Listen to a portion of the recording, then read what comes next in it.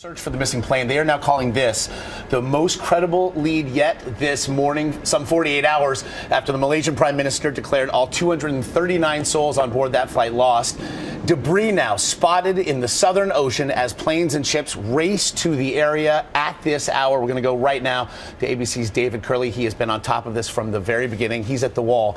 David, good morning to you. Good morning, Josh. Could this be the big break that searchers have been looking for? As you mentioned, the Malaysians say this is the most credible lead so far. The fourth satellite image, but this one shows 122 items, some about 3 feet long, some as big as 75 feet long. In some of the same areas, other satellites saw stuff too.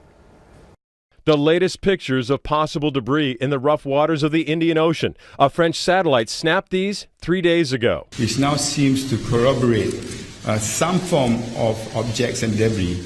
And if it is confirmed to be MH370, at least then we can move on to the next phase of deep sea surveillance. But while these satellites see something, none of the ships on the water have been able to find any debris. On one of those search flights today, ABC's Clayton Sandell. We're now being sent to a new search area, and this happens to be the region where satellites have spotted those large chunks of floating debris, but none of that has ever been found. Searchers are racing against the clock. The pingers on those black boxes, if they are working, have another 11 days of battery life, and then the ticking sound will fade.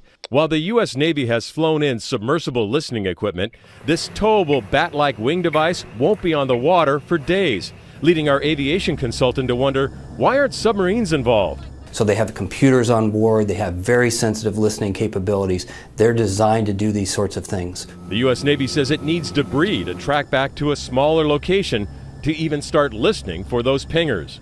But we've got to get more listening capability into the area because we're racing against the clock, racing for against that battery running out on those pingers. But it sounds like we're getting closer and closer to this debris area, which is west of where we think the path was of this aircraft. But even once we find the debris, the real hard part comes below this flight path. That's where the aircraft probably is, and that's where we have to search underwater. Way tougher than looking for debris on the surface.